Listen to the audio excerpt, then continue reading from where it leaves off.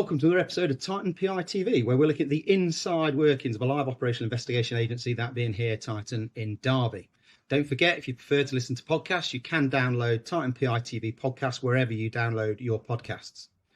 I am your host, Simon Henson, and Managing Director of Titan Private Investigation Limited.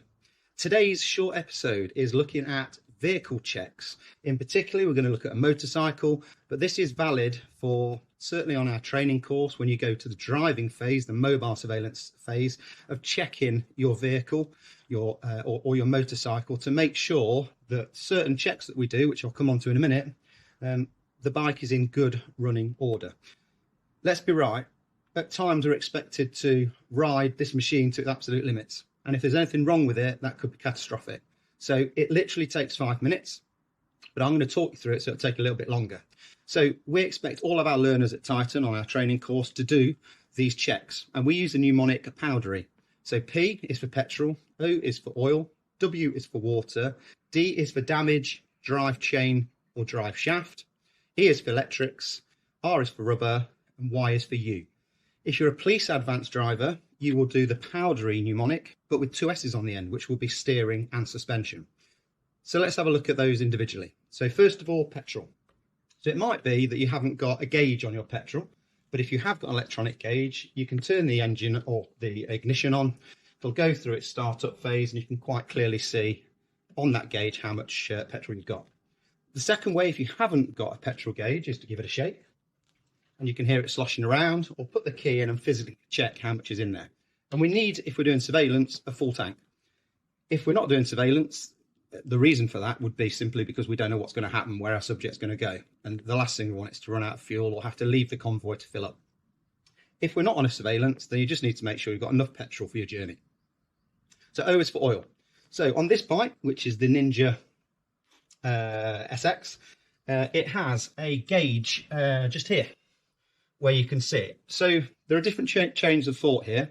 One chain of thought would be that you turn your engine on, you warm it up, you turn it off, you leave it 4 minutes, and then you check where the oil is on the gauge. If you haven't got a gauge, which is this little window here, then you just undo this and you can physically check it. I personally don't warm the engine up, and the reason for that is because if I haven't got any oil, I'm going to damage it. So there's very little difference between having warm oil and cool oil. So you just need to check on the gauge that you have got enough. On this bike, there's no center stand, so you do have to hold it up upright because at the moment it's showing empty. So that's petrol and oil. We then need to check water. So on this bike, it's right at the very back, and you've got a water tank or reservoir in there, and it's quite clear to see. You might need to put a torch on. With BMWs, it's right tucked in here, and you do need a torch to be able to check it. D is for damage. I also mentioned drive chain and drive shaft. So all we're doing here is simply walking around the bike, checking the throttle's working, make sure that the mirrors aren't damaged, any of the pegs, just making sure everything is in normal order, checking the bike.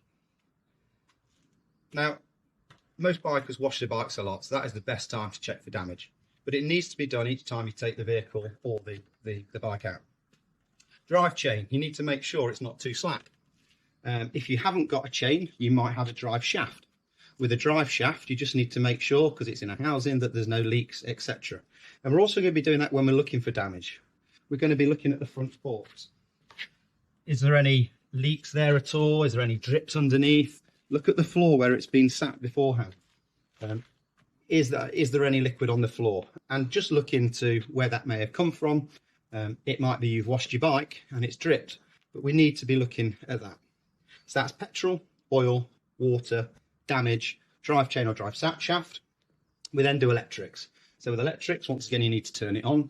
The only thing with electrics which you won't know until you start riding in is the ABS. So the ABS will stay on until you start to have some motion, and you just need to make sure that ABS light goes off, which it will do naturally unless you've got a problem. So with this part, we're just literally checking the lights. There's lots of electrics on it. There's heating grips, there's cruise control, you've got all of the modes you can go through, but we're just looking at basics. So we're looking at the indicators. Are the indicators working? Are the brakes working? Now, it can be quite tricky to check the brakes if you're on your own. So You could either park it up against a wall where you're going to see the light when it comes on against a wall or some sort of garage door. But the easy way to do it is just press the brake, hold at the back, and you'll see whether the red light comes on. So that would be the easiest way to do it. We're looking at the indicators, like I've just said. We're looking at headlight flash. So once again, you'll put your hand in front and do the flash. And just making sure all lights are working so that other road users will see your warnings or signals. So that's electrics. We're then going to look at rubber. So once again, I said this doesn't have a center stand, so rubber can be quite tricky. If you have a center stand, you can just lift the front up and go around the wheel, and the same on the back.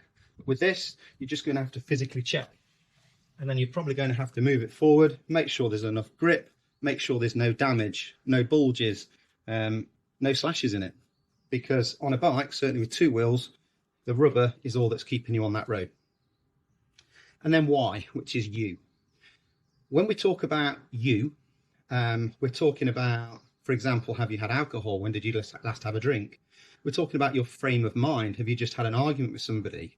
Are you stressed? So you have got to be right as well, not just the vehicle or the bike. And then I mentioned on the advanced police courses, you get the two S's, which are steering and suspension. So with steering, you'd simply be looking at, can you get all lock on? You'll be looking at suspension. So with this suspension, you've got changes here which you can make. So is it on the right suspension for your ride? And all we're going to be doing is making sure we're getting that response. Is it bouncing back? Does it feel right? You're going to feel that more as soon as you start riding. So that's Powdery. Hope you enjoyed it. We do hammer it in to our learners on our course, certainly on the advanced motorcycle or specialist motorcycle surveillance course. Really important to do. So I hope you've enjoyed this. Please give us a thumbs up. If you don't want to miss further episodes, which are released every Friday at 3 p.m, then please subscribe. Until next time.